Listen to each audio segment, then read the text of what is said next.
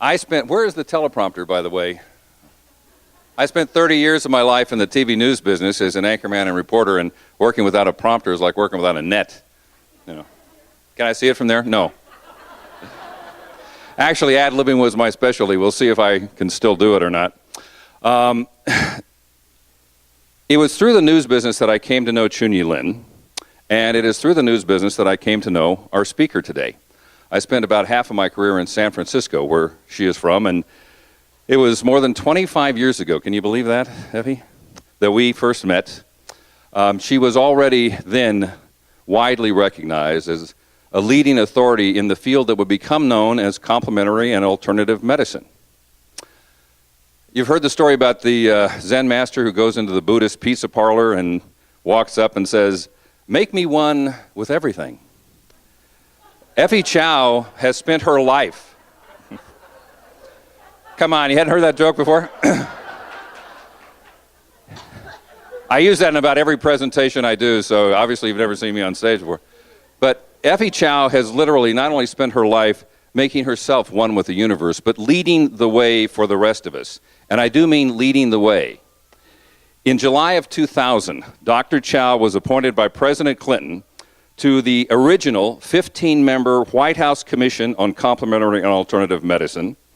She was recipient of the Visionary of the Year Award from the Second World Congress on Qigong in 1997, the Humanitarian of the Year Award in 1999, the Visionary of the Decade in 2000. I've got a list here that's 4 pages long. In 1973, she began her career in bringing together the best of Eastern and Western medicine concepts. She founded the East-West Academy of Healing Arts in San Francisco, where we first met, and from that came the EWAHA Qigong Institute, the American Qigong Institute, the American Medical Qigong Association, and the World Qigong Federation. And I could spend the next 15 minutes. This is just her major accomplishments and awards in these 4 pages. But that would deprive you of the experience of her energy, her insights, and her wisdom.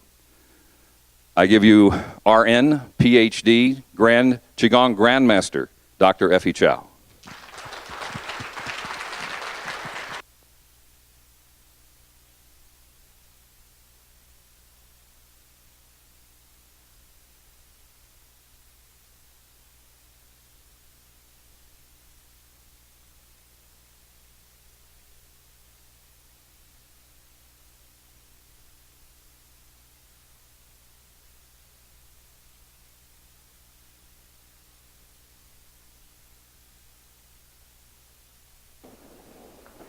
Good morning, everybody. Good morning. Actually, I'm a human being.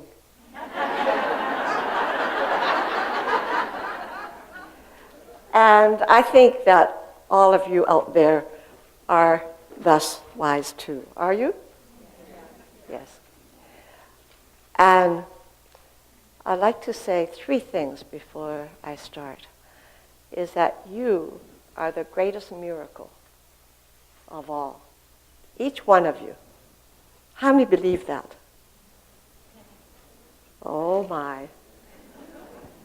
You are a miracle because there is no one else exactly like you. Right? You can find somebody who is nearly like you, but not exactly like you. So, pardon me if I use the word God. You might have other affiliations, etc. I'm Buddhist and I'm Christian as well. And I go between the two, just like mom and dad. If mom doesn't give you something, if God doesn't give you something, I go to Buddha. And if Buddha doesn't give me something, I go to God, you know. And how many of you play that game? Okay. Now, understanding what a miracle means, how many think that you're a miracle? Come on, all your hands should go up. You are unique. There is no one like you, and you must remember this 48 hours a day.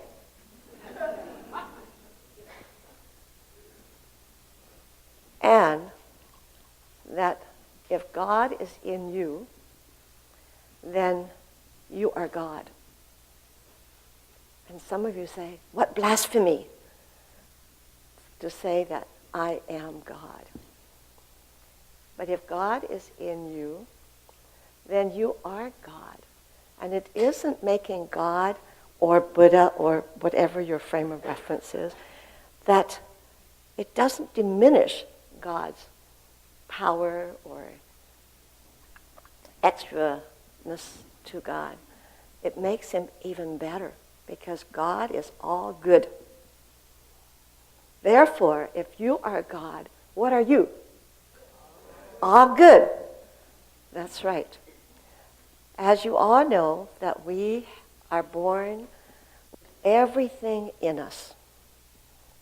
Machiavelli, the Italian philosopher, you might not like all what he said, but he said one thing that I really liked.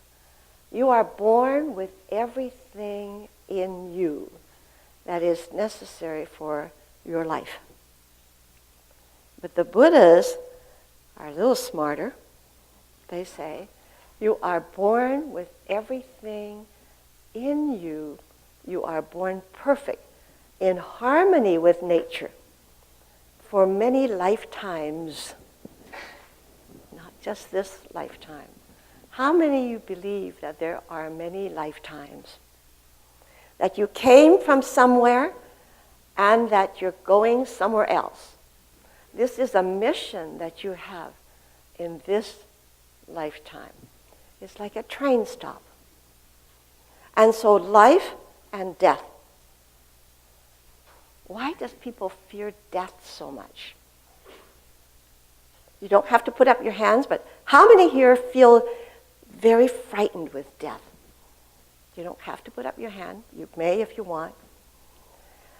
But it is part of life. It isn't an end. It's a transition to something else. And how many believe that you are here on a mission? That's why you're here. Yes, we are. So therefore, when the greater being, the supreme being, says, hey, okay, time for you to go. I've got something else for you. Are you ready to go? How many of you feel that you are ready to go? Only a few I'm not saying that you wouldn't miss this life. I'm saying, are you ready to move into another life with happiness, not with grief and mourning and all that we are faced with when we talk about death? So for me, it's very important to talk about birth and death in the same breath of air, same breath. Because oftentimes we scare ourselves to death because we're scared to death, scared of death, right? So those are some general principles, and I want to thank Chanyi Lin for inviting me to be